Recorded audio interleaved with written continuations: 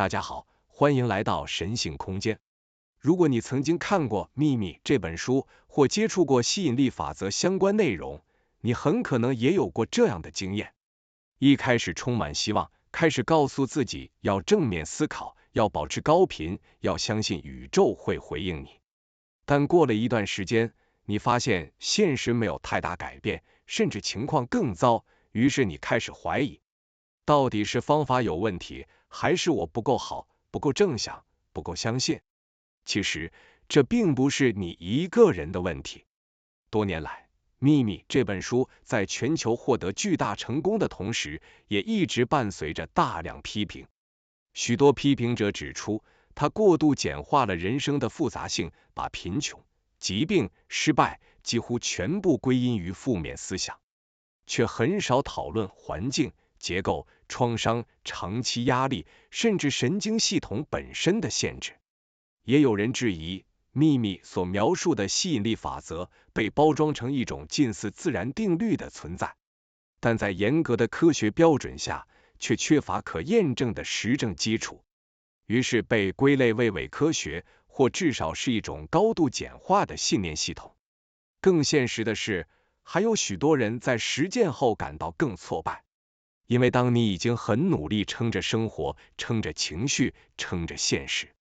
却还被告知你之所以没有显化成功，是因为你想的不够好，那种感觉并不会让人更有力量，反而只会更自责。但今天这支影片，我并不是要单纯批评秘密，也不是要告诉你吸引力法则是假的，显化不存在。相反的，我想做的是一件更重要的事，把顺序讲清楚。因为问题从来不在于你有没有正面思考，而是在于当一个人仍然处在生存与防卫状态时，要求他直接进入显化状态，本身就是一种错位。如果顺序错了，再努力只会更累。接下来我会一步一步带你看见为什么这么多人照着做却没用，以及秘密真正缺少的其实不是信念，而是状态的理解。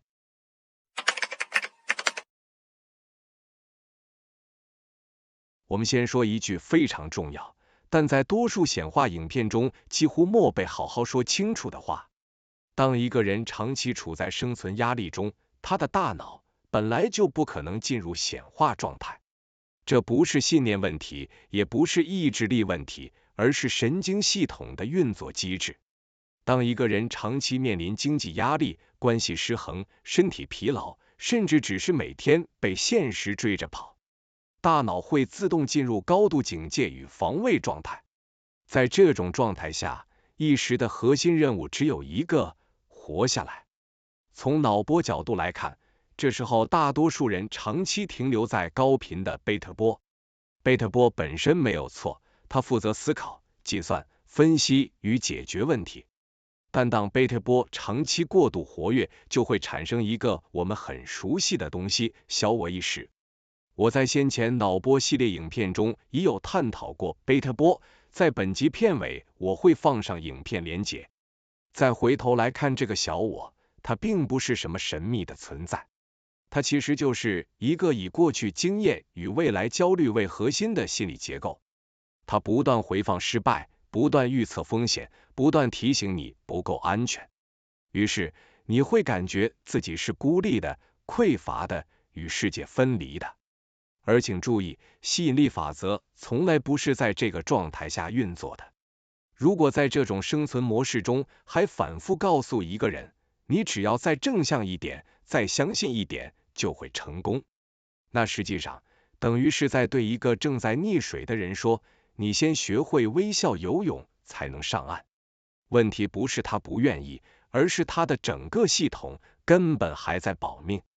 这也正是为什么许多人在看完秘密之后，不是变得更自由，而是更焦虑。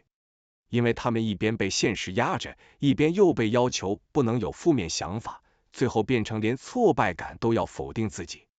但显化真正的起点，从来不是去想你要什么，而是你目前是站在哪一个意识状态里。只要你仍然被小我牵着走，仍然困在分离感与匮乏感中。那么，不管你念多少肯定句，吸引力法则都只会停留在表层。下一段，我会开始把顺序翻转过来，告诉你为什么不是先吸引，而是先显化状态本身，以及小我与高我之间真正的关键差异是什么。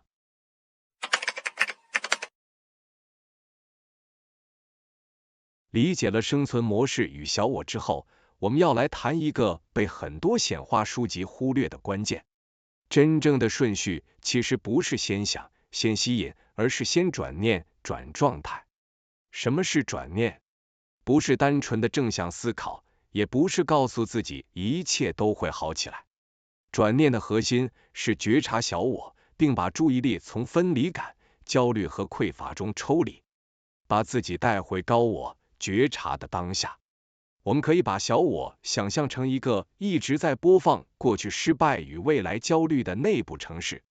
这个程式会告诉你，你不够好，你不够努力，你不该拥有这个。它不断的制造压力，制造分离感，制造缺乏感。而高我，或者说觉察自我，是在那个内部程式之外的存在。他感受到的是本来完整、本来富足、本来合一的状态。显化的第一步就是先回到高我，去除小我的分离感。这意味着你开始专注于当下，觉察自己的存在，而不是被过去或未来绑住。这个状态与宇宙合一，是显化的核心启动点。你可以想象成宇宙的创造能量始终流动，而你要做的不是去抓取它，而是先把自己调频到已是的状态，让自己本质上感受到已经拥有，已经丰盛，已经自在。当你进入这个高我临在的状态时，共识性就会开始出现。巧合、机会、人脉、创意，这些看似随机的现象，其实是你的意识频率与宇宙共振的结果。吸引力法则并不是魔法，它只是你内在状态外化到现实的后续现象。换句话说，先有状态，再有事件；先有显化，再有吸引。从科学角度来说，这其实就是量子力学中所谓的观察者效应。当你的意识、你的注意力、你的状态集中在已是的频率上，现实就会开始塌缩成你所感受的状态。这也解释了为什么单纯靠想象或肯定句，却忽略内在状态的人，往往显化不成。这里我要强调一个对比：秘密教你先想、先吸引，但没有明确拆解如何从小我切换到高我，如何进入临在，如何感受合一。这正是它的缺口，也是很多人失败的原因。吸引力法则只是一个结果，而不是过程的起点。如果你忽略了内在状态的转化，再多的肯定句也只能作用在焦虑与分离中，结果自然是没有改变。所以，完整的显化顺序应该是这样：第一，觉察小我，明白自己被焦虑、匮乏、分离感牵着走；第二，连接高我，回到觉察自我，感受本质的完整与富足；第三，转化状态，从贝塔波的焦虑状态，透过临在、呼吸、身心整合，进入 alpha 或 delta 波的稳定创造状态；第四，感受合一，体验与宇宙与整体存在的连结；第五，启动共识性，内在频率与宇宙共振，自然吸引相应事件与巧合机会，这也是吸引力法则真正的秘密。第六，观察者效应塌缩成现实，外在事件与机会成为你内在状态的映射。只要掌握这个顺序，你就不再只是念一句正面肯定句，就被动等待奇迹发生，而是知道显化的真正力量来自你内在状态的稳定、觉察与合一。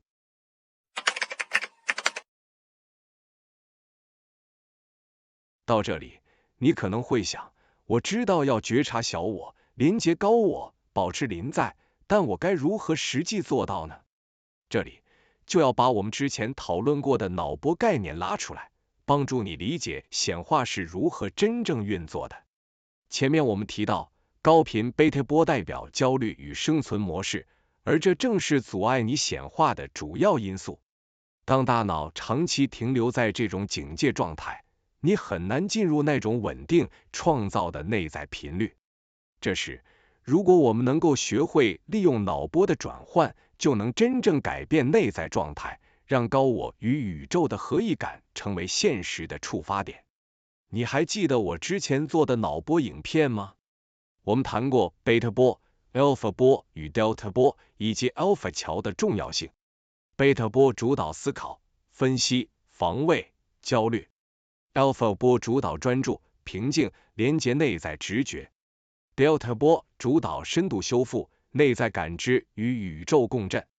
而 alpha 桥就像一个通道，帮助你把焦虑的小我状态平滑，过渡到高我状态，进入稳定临在的创造频率。这也是为什么我们常说显化不是单靠念力就能完成。你必须先在内在建立频率匹配，这个频率决定了你能吸引到什么样的现实。当你的脑波进入 alpha 或 delta 波，并与高我状态连接时，内在的仪式感就会自然流露。这时，共识性就开始发生，你会发现一些看似巧合的事件、人脉或机会会不断对齐你的意图。我这里要提醒一个观众常常忽略的细节。共识性不是魔法，它是你内在状态与外在世界频率匹配的结果。简单说，你的内在状态先行，外在事件才会跟上。而 alpha 桥正是让这个过程顺畅、稳定的关键。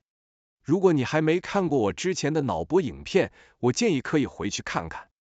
因为那里我有更深入解释贝塔、alpha、delta 波如何影响我们的焦虑、小我与高我，以及介绍如何在日常生活中透过简单5个步骤来建立 alpha 桥。理解这个机制，你就能更科学、更有效的操作显化，而不是只是盲目的念正面肯定句。这段内容也帮助你明白《为什么秘密》这本书里面所提的，单纯靠想象与吸引力法则往往不够，因为缺少了脑波调整、状态转换与共识性触发的过程，所以很多人实践后仍旧无法显化成功。在第5段，我会把这个科学与灵性的观点做最后整合，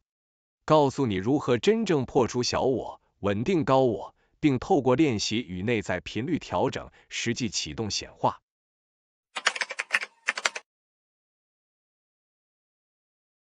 到了这里，你应该已经明白，显化的核心不是单纯想象或念正面肯定句，而是先把自己带到已示的状态，稳定内在频率，连接高我，与宇宙合一。而当你进入这种状态时，吸引力法则才真正开始起作用，共识性开始发生，宇宙中的事件才会塌缩到你内在状态所对应的现实。这其实与量子力学的观察者效应完全呼应。观察者的意识状态会影响量子系统的塌缩方向。换句话说，你内在的频率、你的状态、你的已示感，就是现实开始形成的关键。这也解释了为什么光靠思想或口头肯定，却不改变内在状态的人，显化总是不成功。到这里，我要再次强调，秘密没有告诉你的秘密，它告诉你要正向、要相信、要吸引，却没有明确拆解如何破除小我，稳定高我，进入临在，与宇宙合一。而这正是显化真正的起点，也是科学与灵性可以结合补完的地方。很多人会问，那我该怎么实际做到呢？如何破除小我？如何稳定高我？如何维持内在已示的状态？这其实需要一套系统化的练习，包括脑波调整、觉察练习、呼吸与身体感受的整合。这些技巧可以帮助你从贝塔波焦虑中平滑过渡，进入 alpha 和 delta 波的创造频率。在之后的影片里，我将完整示范这些练习方法。你可以看到如何一步步破除小我，连接高我，感受合一。不只是理论上的理解，而是实际可以操作的内在转换系统。也会有针对频率维持、如何觉察内在分离感、如何启动共识性的具体练习，让你真正把显化落实到日常生活中，而不是只停留在书本或幻想里。最后，整合本集影片的重点。第一，显化的顺序是先转化状态，再吸引。第二，小我与高我、贝塔波、alpha 与 delta 波、觉察与临在都是内在转换的工具。第三，共识性是你内在状态外化到现实的现象，而吸引力法则是这个过程的自然延伸。第四，秘密教你相信，但没有教你怎么稳定内在频率与状态，这就是本片补充的核心价值。如果你想真正掌握显化，不只是看书就相信，而是能科学、系统、实际的操作内在频率，稳定高我状态，那么本频道的影片将是你最直接、最完整的学习途径。当你掌握这套系统，你会发现显化不再是遥不可及的愿望，而是日常生活的自然流动，是你内在状态与外在世界的同步共振。感谢您收看今天的影片，喜欢的话请订阅、按赞、开启小铃铛，您的支持是本频道创作的最大动力。我们下期再见。